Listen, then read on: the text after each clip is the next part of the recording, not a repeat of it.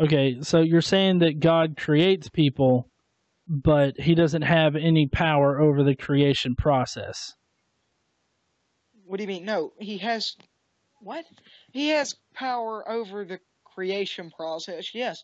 But once we are created, then he just lets it roll. Okay, but if he knew us, like you said before, God knows us when we're in the womb, right? Yeah. He knew us before we were born. He created us with a specific path in mind. How is that not him creating somebody specifically to like murder somebody?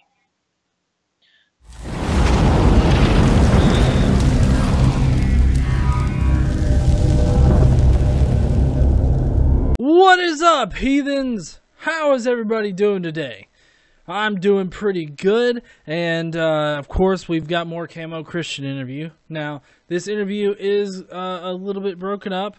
There's one final part to it, and I just want to say that if you want to go ahead and watch the final part, it will be available right now on VidMe. So if you want to go over there and check it out, you can go ahead and do that. Otherwise, it will be available next week, and I hope that you can wait that long. But I would like to settle a few comments that I've been getting, and that's like me not holding his feet to the fire more often, or me questioning things when I really should question things. Basically, when I interview Christians like this and I get them talking about something, I normally can't respond to every single thing that they say between my question, their answer, and then me, continuing the conversation. Like, usually there's a lot of things that happen, and if I were to stop and analyze every single little thing that was said wrong, it would turn out to be a much, much longer interview than it really needed to be, and I really wouldn't get anywhere with it. So that's why I probably miss a lot of things, and why you'll see me only tackle things that maybe he said wrong at the end of his answer. So, what I do is I leave it up to you to put in the comments down below where he's wrong. Please let me know, because I would love to see those comments and see what you guys think about his answers. I hope you guys enjoy the interview, and next week will be the final video for this interview series, on CamoChristian at least. And then if you guys have any suggestions about a Christian that I can interview next, please let me know. Okay, but I mean, you understand that, I mean, you quite literally, okay, the moment that life begins, if you will, isn't it isn't such a fine line. You want to say that it's at conception.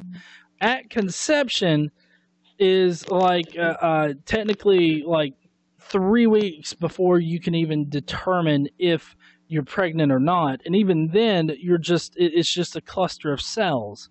I mean, you wouldn't be able to determine it from a tumor.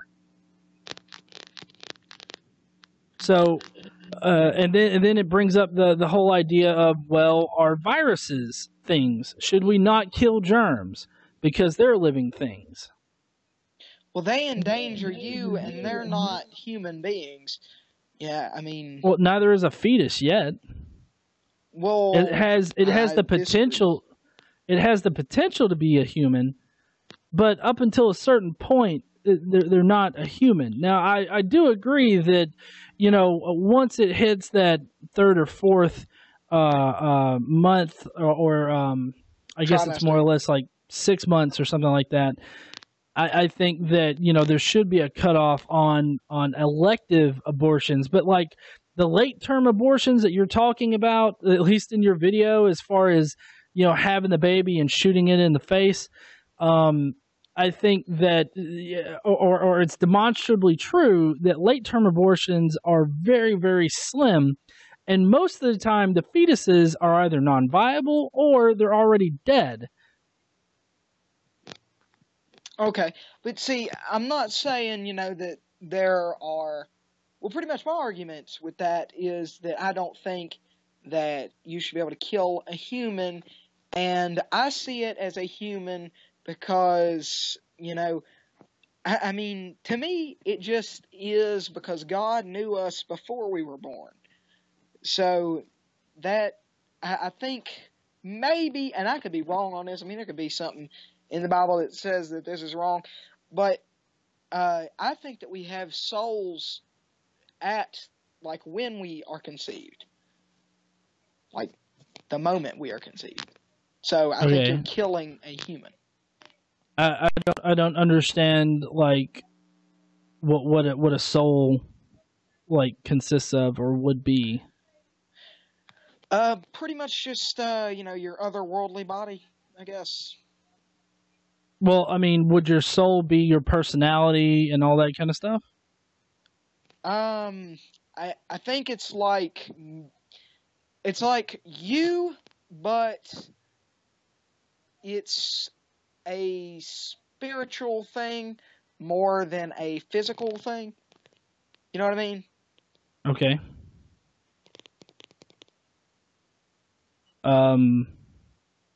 So I guess I'm still having trouble really realizing, like, what a soul would be to a single cell.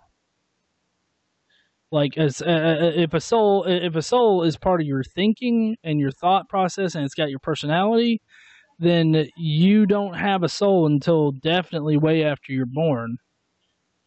Well, see, I don't know if it would be like the way of your thinking. I think it's just you. I think maybe you are already you. Excuse me, sorry. I think you are already you, but you just kind of grow up into it anyway. If that makes sense. I know it's kind of worded weird. So I guess what you're saying is, like, if someone is destined, so you believe in predestination.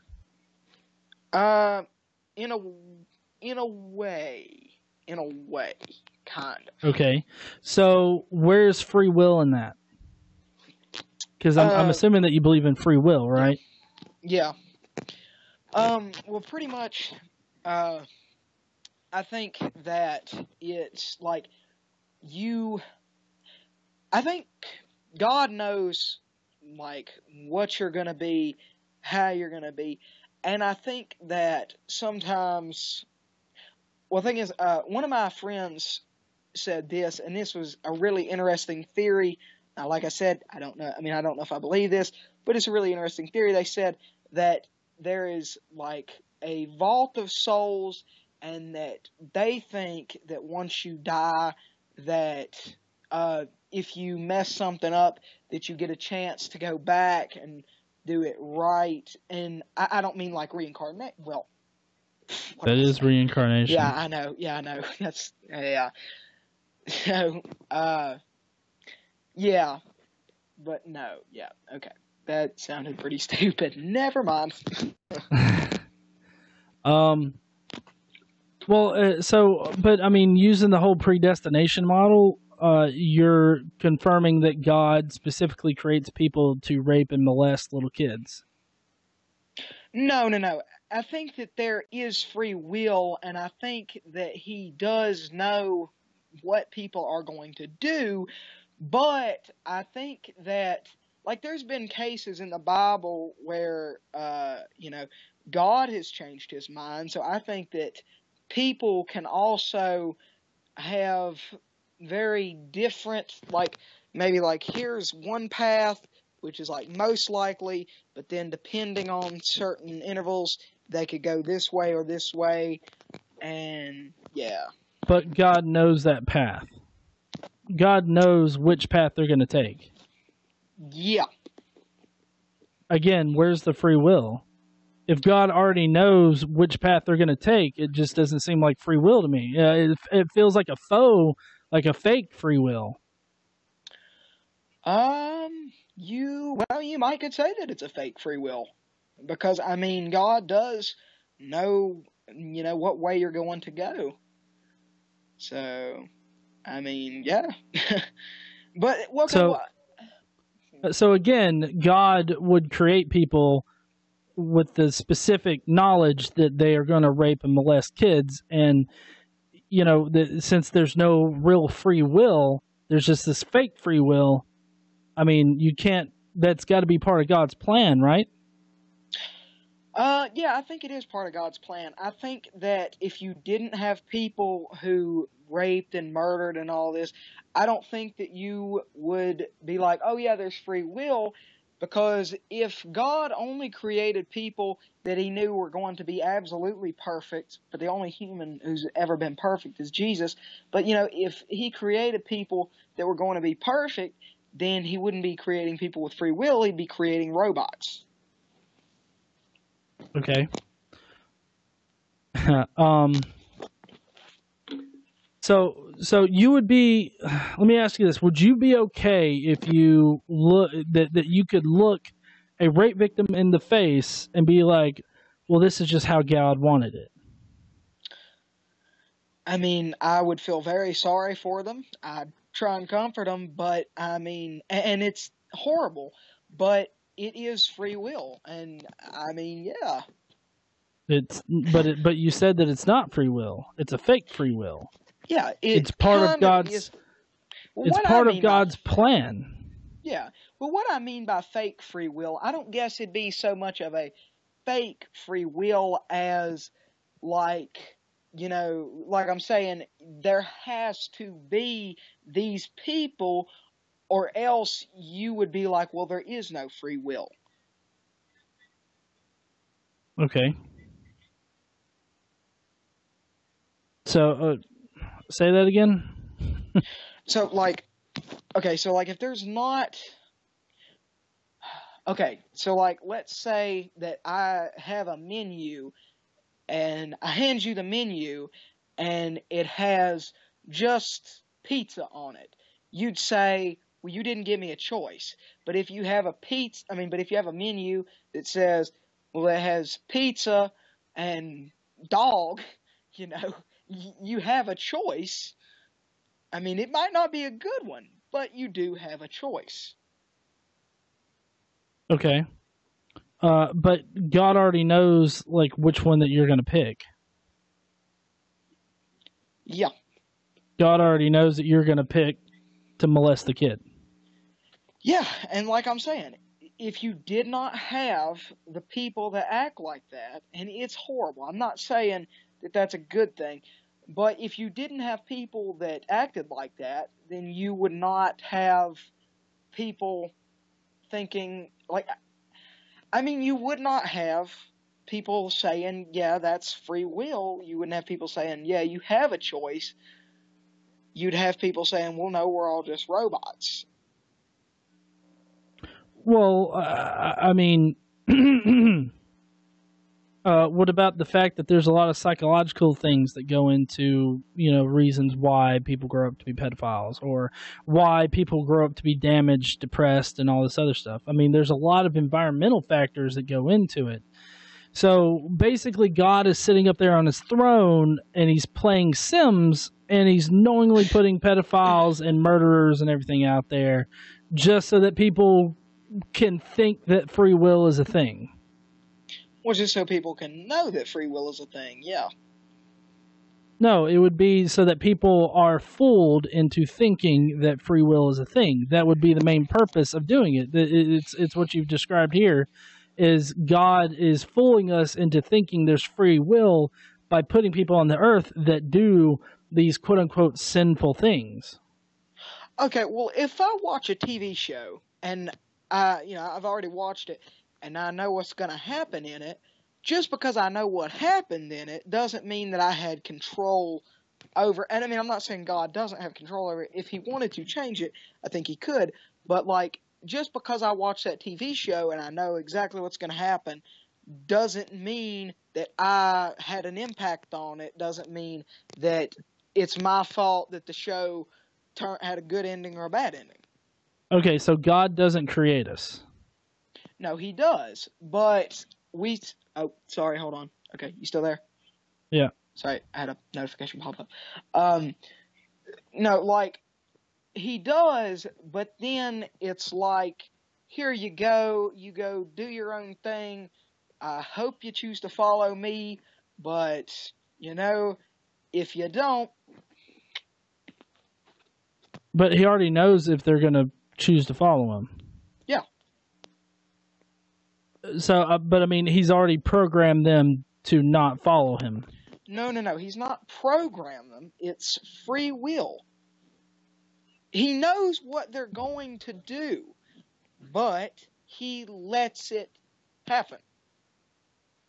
Okay, so you're saying that God creates people, but he doesn't have any power over the creation process. What do you mean? No, he has... What? He has power over the creation process, yes. But once we are created, then he just lets it roll. Okay, but if he knew us, like you said before, God knows us when we're in the womb, right? Yeah. He knew us before we were born. He created us with a specific path in mind. How is that not him creating somebody specifically to like murder somebody? Well, like I said, things can change. God's mind changed in the Bible. It has been changed. So I think that people can, possibly change the way that they're... So are you saying that people can go against what God has foreseen in our lives?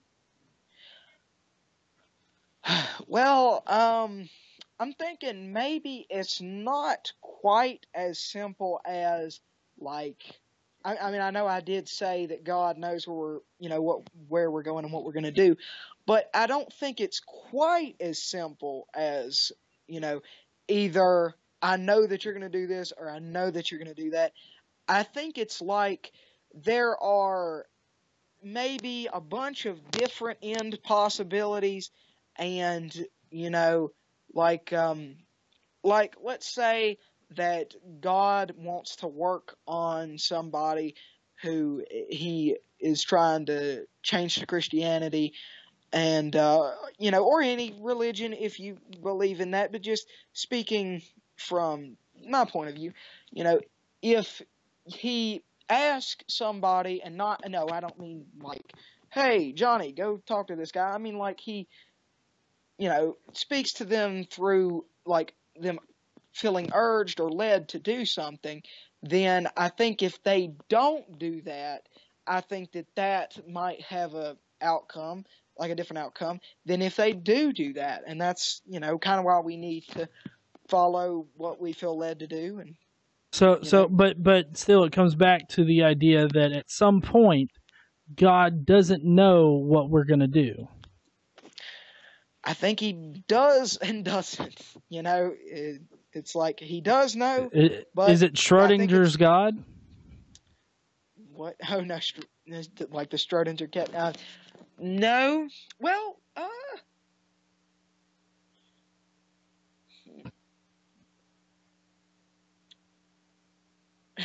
maybe. Sorry, I really didn't mean to throw you off. It's fine. Okay, so we spent a lot of time on the free will thing, and that's a very complicated subject. And for me, though, I would just really think about what we talked about with it, as far as how convoluted, and how really confusing it is to try to reason your way through that, taking everything into account. But let's go to another question, and that is, why be a moral atheist? Yeah, see, what I meant by that was, I didn't mean, like, I think a lot of people misunderstood what I meant by that. I meant, like, I said, why would you be a moral atheist, unless it's something that you're going to go to jail for. But, like, why would you, and this is really going to sound stupid. I know it before I say it. I promise you this is going to sound stupid. But if you want to go have sex with a lot of people, why not do it? What stops you from doing that? Now, who says that's immoral? Yeah, exactly. It is immoral. But why is it immoral? All you're doing is pretty So much listen. touching somebody. And like I said, I know it sounds really stupid, but I mean, if Well, you no, look at it, just to clarify, I said that that's not immoral. oh, sorry, I thought you said it was immoral. No. Well, I think it's immoral. For a Christian, Why? that is immoral. Well, I mean, what is your reason for saying that it's immoral? It's immoral because you're supposed to have one wife. That's supposed to be it, and if you're a woman, you're supposed to have one husband. That's supposed to be it, and I think it helps to helps to have a much stronger relationship, stronger family, and Okay. I mean, Okay, so those are your opinions on it, but that doesn't really speak to the whole idea that it's immoral to have sex freely. Consensual sex is what we're talking about here, just to clarify. okay, yeah, so I mean, yeah, I know. But what I'm saying is, if you have sex with a lot of different people, you might not think that that's bad. But if you have, okay, here's the thing. If, I don't know if you're married or not, but if you are, would you cheat on your wife? Well, I mean, it's kind of a complicated thing there. Well, how do you define cheating? Having sex with another woman. Well, see, it's not as clean cut as that. How do you not see it as clean cut as that? I mean, to me, that's cheating. Well, because there are open relationships, there are certain situations with married couples, like open marriages, open relationships, where they can freely have sex outside of marriage. Would you classify that as cheating? Yes. Okay. See, I don't, because there's a consent there between the two individuals, and so that's not cheating. How I would define cheating is. Would you, go behind your partner's back and have, affairs, whether it's emotional or sexual? And I would have to say that there's a lot of factors that play into it, but that it is indeed a bad or dishonest thing to do. Yeah. But that's because my reasoning for it is because there's no consent or consensual agreement between the two people that is okay. It's more of a social contract that makes it bad or, whatnot. I know I've kept you a long time. Do you need to go? No. Thought I heard something. I was wondering if it was my dog. No, I'm fine. I can keep talking. But I see what you're saying, and I think I'm gonna change that. If it is like an open marriage, like you're saying, I guess that's not cheating. I would still say it's immoral, but I guess you're right. It's not really cheating if both of you are like, well, yeah, honey, you can go do that. So I see what you're saying. Okay, but still, I'm not exactly sure what your criteria is for something being immoral. Other than just it's your opinion that it's bad or you don't like it. I mean, that's a pretty good way to say it's immoral. I think, the last time I looked up the statistic, and it's probably changed by now, or I could be entirely out of the ballpark, but I think it's 52% of women agree with abortion. That could be very wrong, but I think it's like 52%. But so the other, 48% say that that's immoral, but the ones that don't have a problem with it, they see it as a moral thing. So, or they don't see a problem with it being immoral. So it is kind of, I guess, what you choose to see as immoral. Okay, so you're saying that morality is relative rather than absolute.